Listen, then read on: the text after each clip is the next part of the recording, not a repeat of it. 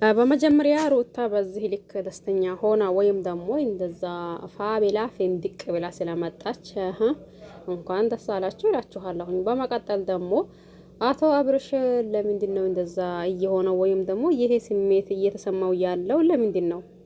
እኔ ግራ ስለገባኝ ነው።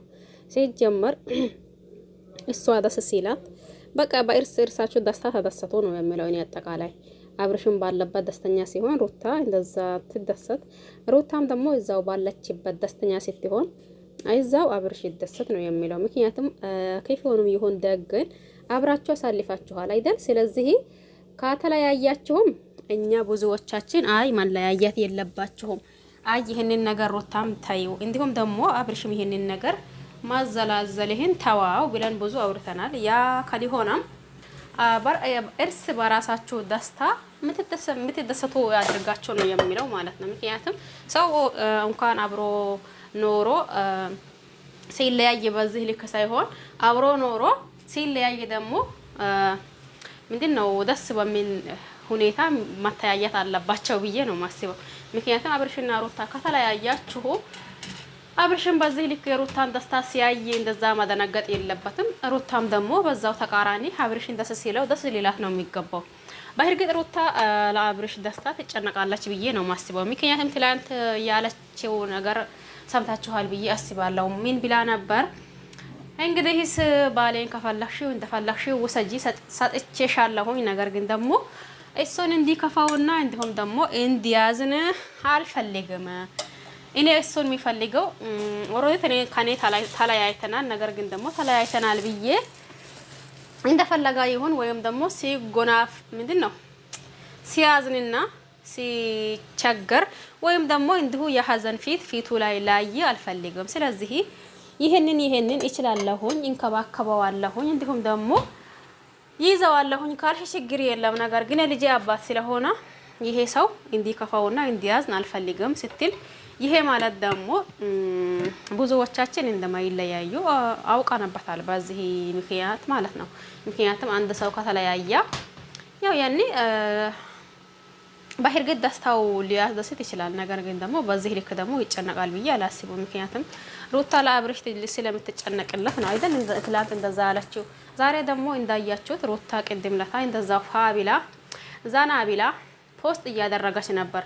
ያንን በማየት መሰለኝ አቶ አብርሽ ትንሽ የከፋው ይመስላል። ብቻ አላቅም ሁኔታው እንደዛ። እናንተ አንድን ሰው ለመረዳት ግዴታ ያንን ሰው አጠገብ ሳይሆን በሚመጣው ወይም ደግሞ በሚያደርገው ነገር አይቶ ያንን ሰው መገመት ይቻላል አይደል?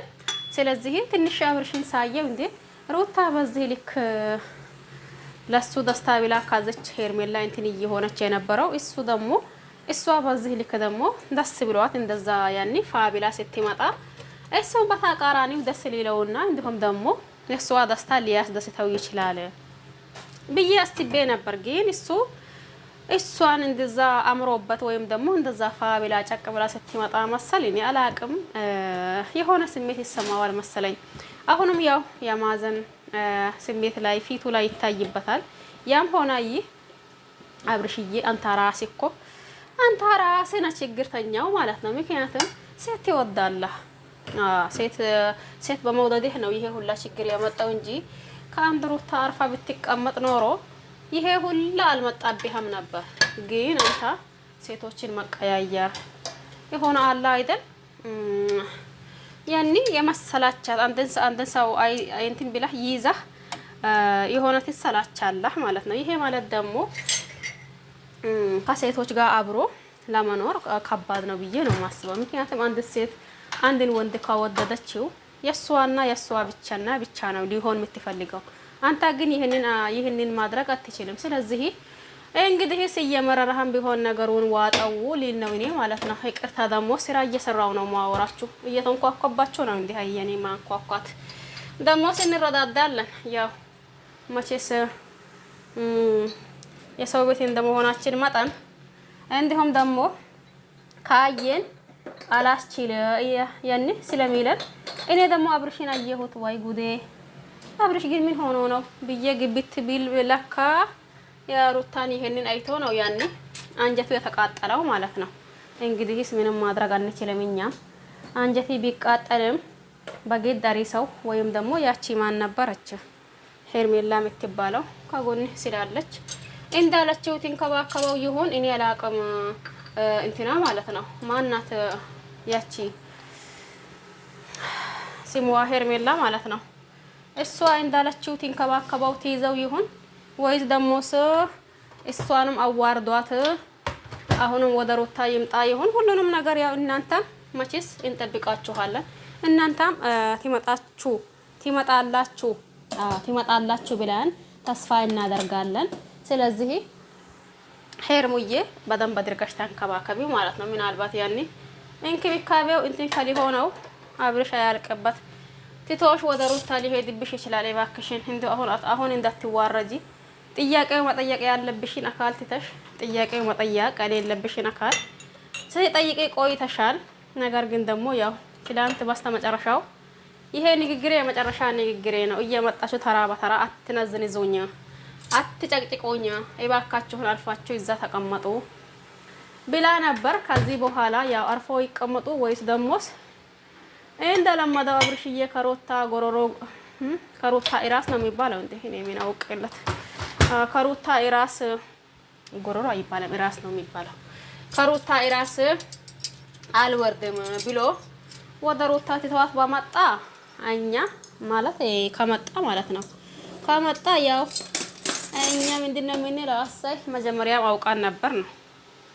እንዲሁም ደግሞ እንዳለችው ተንከባክባ አይ ባል እንዴት መያዝ እንዳለብኝ ለኔ አትነግሪኝም፣ እንደ አድርገ አንቀባረረ እንደሚይዘው አሳይሻለሁ እንጂ ይሄንንማ አንቺ ለኔ አትነግሪኝም ብላ ነበር። ሰምታችሁ ከሆነ ማለት ነው።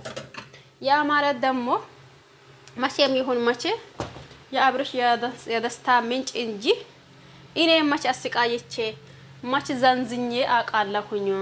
እንደ አንዳንድ ሰው እኔ ዘንዛና አይደለሁኝም ስትልም ቆይታ ነበር። እንደሰማችሁት ነው ነገሩ። ያው እንዳለችው አንቀባሪራት ይዘው ይሁን ወይስ ደግሞ እሱ አይ እኔማ ከሩታ ውጪ ወደ ውጪ ብታንቀባሪሪኝ ብትይዥኝ ብትለቅኝ እኔ እሷን ካላገኘሁኝ ሰላም አይሰጣኝም ብሎ ወደ ሩታ ትተዋት ይሄድ ይሁን? ሁሉንም ነገር የምናይ ይሆናል። ለማንኛውም ዛሬ ምን ሊላችሁ ነው? ሩታ በዚህ ልክ ደስተኛ ሆና ስለመጣች ደስ ብሎኛል።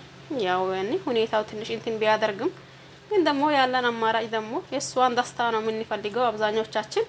ይሄ ማለት ደግሞ አሁን የመጣችበት ሁኔታ ደስ ብሎኛል።